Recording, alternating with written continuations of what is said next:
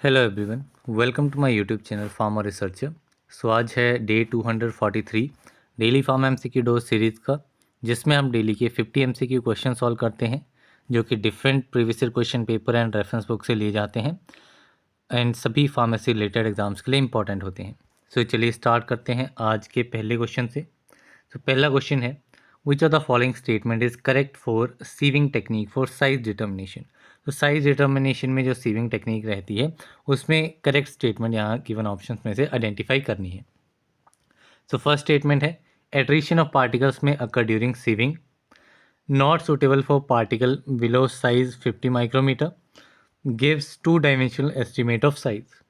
तो ये सारी स्टेटमेंट जो है वो आपकी सीविंग टेक्निक के लिए करेक्ट हैं। So here option D all of the above जो है वो करेक्ट आंसर हो जाएगा। नेक्स्ट क्वेश्चन है, according to the Stokes equation the sedimentation rate is inversely proportional to. तो स्टोक्स इक्वेशन के अकॉर्डिंगली जो सेडिमेंटेशन रेट रहता है वो किसके इन्वर्सली प्रोपोर्शनल रहता है? So it is inversely proportional to the viscosity of the medium. So option C is correct. Next question है, deliquescent materials have tendency to. तो डेलिक्वेसेंट मटेरियल्स ऐसे मटेरियल्स रहते हैं जो कि मॉइस्चर को ऑब्जॉर्व कर लेते हैं। So here option A absorb moisture is correct. Next question है, equation use to convert number distribution data into weight distribution data is. तो नंबर डिस्ट्रीब्यूशन डाटा को वेट डिस्ट्रीब्यूशन डाटा में कन्वर्ट करने के लिए कौन सी इक्वेशन जो है वो यूज़ की जाती है? So this equation is H-Chairt equation. So here option A is correct. Next question is, particle volume is determined using technique known as. तो particle volume जो है इसको किस टेक्निक के थ्रू डिटरमाइन किया जा सकता है? तो पार्टिकल वॉल्यूम के लिए आपका कॉल्टर काउंटर टेक्निक जो है वो यूज़ की जाती है। So here option A will be the correct answer.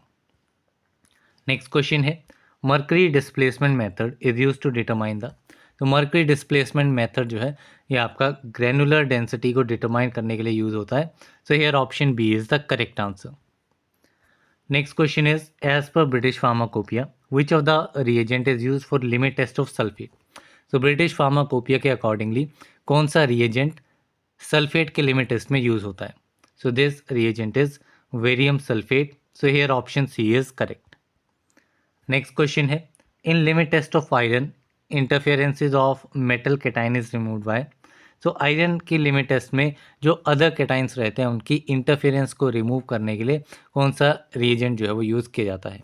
So this reagent is citric acid. So option B is correct.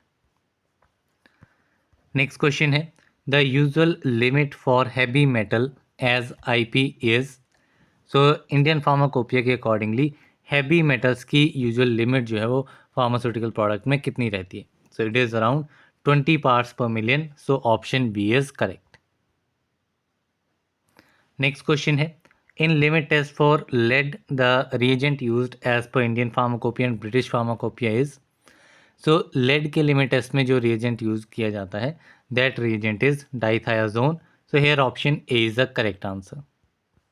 Next question है, mostly a vector is use to. So vector का use जो है वो basically pharmaceutical engineering में किस लिए किया जाता है? So it is use to transfer a gene. So here option A is correct. Next question है, which of the following is not a restriction endonuclease. So restriction endonuclease इनमें से कौन सा नहीं है? So EcoRI, DNA ligase, HindIII, BamHI H1। So among these DNA ligase जो है it is not a restriction endonuclease. So here option B is correct. Next question is, CD8 plus cell is also known as. So CD8 plus cells को cytotoxic T cell भी कहा जाता है. So option C is correct. Next question है, HLA stands for. So HLA की full form रहती है Human Leukocyte Antigen. So here option A is correct. Next question है, what do you mean by autoimmune diseases. Autoimmune diseases का meaning क्या है? So autoimmune diseases are those disease which have the ability to identify self and non self. So these are the autoimmune diseases. Next question है, which of the following antibody involve in type 1 hypersensitivity reaction. Type 1 hypersensitivity reaction में कौन सी antibody जो है वो involve रहती है। सो इसमें आपकी IgE एंटीबॉडी जो है वो इन्वॉल्व होती है। So option C is correct. Next question है which immunoglobulin react with allergen. तो कौन सा इम्यूनोग्लोबुलिन एलर्जेंस के साथ रिएक्ट करता है? तो this one is IgE only. So here option C is correct. Next question है which of the following intermediates has a positive charge. Positive charge जो है वो आपका कार्बोकेटाइंस में रहता है। So here option A is correct. Next question है which of the following intermediates has a negative charge. Negative charge किस intermediate में रहेगा? So this one is carbanion. So here option B is correct. Next question is which of the following is nitrogen analogue of carbene. Carbene का nitrogen analogue कौन सा है? So this compound is nitrene. So here option D is correct. Next question है which of the following groups comes under EDG। EDG is electron donating groups. तो electron donating groups वो groups रहेंगे जिनमें आपका access hydrogen जो है वो present होगी, जिससे आप इजीली आइडेंटिफाई कर सकते हैं। जैसे आपका मिथाइल ग्रुप हो गया, तो मिथाइल ग्रुप को अगर इलेक्ट्रॉन डोनेट करने हैं तो यहाँ पे इसके पास 3 हाइड्रोजन्स है, तो यहाँ से इलेक्ट्रॉन्स लेगा एंड आगे डोनेट कर देगा। तो ऐसे ग्रुप्स जो हैं वो आपके कहलाएंगे इलेक्ट्रॉन डोनेटिंग ग्रुप। जैसे कि यहाँ पे आपका अमाइनो ग्रुप है, NH2 ग्रुप है, तो यहाँ पे भी आपका हाइड्रोजन है, तो यहाँ से इलेक्ट्रॉन जो है वो डोनेट किए जा सकेंगे। नेक्स्ट क्वेश्चन है in methyl radicalization hybridization state is. तो मिथाइल रेडिकलाइजेशन में हाइब्रिडाइजेशन स्टेट जो है वो sp2 हाइब्रिडाइजेशन स्टेट रहती है। So option B is correct. Next question है kuru disease in human is cause by. So disease का नाम है कुरू डिजीज़। सो ये ह्यूमंस में जो है वो प्रायोन्स की वजह से जो है वो कोज होता है। So here option C is correct. Next question है a mutation that produces termination codon is. तो एक ऐसी म्यूटेशन जो कि टर्मिनेशन कोडोन को प्रोड्यूस करती है। So this type of mutation is nonsense mutation. So here option C is correct. Next question है tuberculosis is a. So tuberculosis क्या है? So tuberculosis is a airborne disease. So here option B is correct. Next question है hybridoma technique was first discovered by. तो hybridoma technique जो है वो सबसे पहले किसने डिस्कवर की थी? तो it was discovered by Kohler and Milstein. So here option A is correct. Next question है the resolution power of the compound microscope is. तो कंपाउंड माइक्रोस्कोप की रिजोल्यूशन पावर कितनी है? So the resolution power is 0.2 microns. So here option A is correct. Next question है term vaccine was coined by. So vaccine term किसने coin की थी? So it was coined by pasture. So here option B is correct. Next question है first Pasteur conducted fermentation experiments in. तो सबसे पहली बार Pasteur ने फर्मेंटेशन एक्सपेरिमेंट किस टाइप के मटेरियल के ऊपर किए थे? So these experiments were done on fruit juices. So option C is correct. Next question है stramonium leaves gathered in the. सो जो स्ट्रामोनियम लीव्स हैं वो आपके मॉर्निंग टाइम पे कलेक्ट किए जाते हैं। So here option A is correct. Next question is the term organic farming was coined by. तो ऑर्गेनिक फार्मिंग टर्म जो है it was coined by Lord Northbourne. So here option C is correct. Next question है which is a broad based approach that integrates practices for economic control of pest. Pest के economic control के लिए broad based approaches कौन कौन सी हैं? सो इसमें आपकी integrated pest control जो है वो ब्रॉड बेस्ड अप्रोच रहती है, जो कि इंटीग्रेट करती है इकोनॉमिक कंट्रोल ऑफ पेस्ट के लिए प्रैक्टिसेस को। So here option B is correct. Next question है which of the following uses management practices that are intended to restore maintain and enhance ecological harmony. तो इनमें से कौन सी मैनेजमेंट प्रैक्टिसेस हैं जो कि इकोलॉजिकल हार्मोनी को रिस्टोर करने के लिए, मेंटेन करने के लिए, एनहांस करने के लिए इंटेंट की जाती हैं? So these management practices are biodynamic agriculture. So here option C is correct. Next question है हर्बिसाइड्स इज। सो हर्बिसाइड्स क्या है?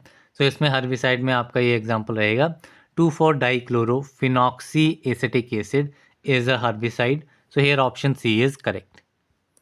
Next question है biochemical pesticides are. So biochemical pesticides क्या हैं? So these are the biopesticides. So here option B is correct. Next question है the disease caused by Entamoeba histolytica is. So Entamoeba histolytica से cause होने वाला disease है amoebiasis. So here option D is correct. Next question है hospital acquired infections are called. तो hospital acquired infections को nosocomial infections कहा जाता है. So here option C is correct. Next question है Ascaris lumbricoides is a. So Ascaris lumbricoides जो है it is a type of helminth. So here option A is correct. Next question है kala azar is type of. So kala azar leishmaniasis का एक type है. So here option B is correct. Next question है presence of pathogenic bacteria in blood is called. So अगर blood में pathogenic bacteria की presence है तो that condition is known as septicaemia. So here option B is correct. Next question है dopamine is degraded by. So dopamine जो है ये आपका माओ A and MAO be in दोनों आइसोफॉर्म्स को डिग्रेड कर देता है. So here option C, both A and B is correct. Next question है optic neuritis is a side effect of. So optic neuritis जो है ये आपका ट्यूबरक्लोसिस ड्रग रहता है इथम्ब्यूटोल, इसका साइड इफेक्ट रहता है. So here option C is correct. Next question है which of the following drug is used as neuromuscular blocking agent. Neuromuscular blocking agent इनमें से कौन सा ड्रग है? So this one is succinylcholine. It is a neuromuscular blocking agent. So here option C is correct. Next question है Gray baby syndrome is caused by. So Gray baby syndrome जो है ये आपका किस ड्रग का side effect है, किस drug की वजह से कॉज होता है? So it is caused due to chloramphenicol. So option C is correct. Next question है dihydropyridine ring containing calcium channel blocker is. सो कौन सी डाईहाइड्रोपिरिडिन रिंग आपकी किस कैल्शियम चैनल ब्लॉकर में प्रेजेंट होती है? So these are the nifedipine drug. So here option C is correct. Next question is which anti tubercular drug should be avoided during pregnancy. Pregnancy के दौरान किस anti TB drug को avoid करना चाहिए? So this drug is streptomycin. So here option C is correct. Next question है The phenomena of decrease in the blood glucose is called. So blood glucose के level को decrease करने का जो phenomena है that phenomena is known as hypoglycemia. So here option A is correct. Next question है pharmacodynamics is the study of. तो pharmacodynamics में study की जाती है कि ड्रग जो है वो हमारी बॉडी पे क्या इफेक्ट ला रहा है, जो भी उसका मैकेनिज्म है, ऑनसेट ऑफ एक्शन, वो सारा आपका फार्माकोडायनेमिक्स में आता है. नेक्स्ट क्वेश्चन है valproic acid is a. So valproic acid किस टाइप का ड्रग है? So it is a anti epileptic drug. So here option C is correct. Next question है a drug that decrease the activity of another drug is called. So एक ऐसा drug जो कि दूसरे drug की activity को decrease कर देता है, कम कर देता है, this drug is known as antagonist. So here option A is correct. इसी के साथ में हमारे आज के 50 MCQ रैपिडली हमने कंप्लीट कर लिए हैं. सो इन क्वेश्चंस के अगर आपको PDF चाहिए तो PDF का लिंक आपको डिस्क्रिप्शन बॉक्स में मिलेगा. PDF का आप डाउनलोड कर सकते हैं. So that's all for this video. मिलते हैं अगली वीडियो में, तब तक के लिए थैंक यू वेरी मच.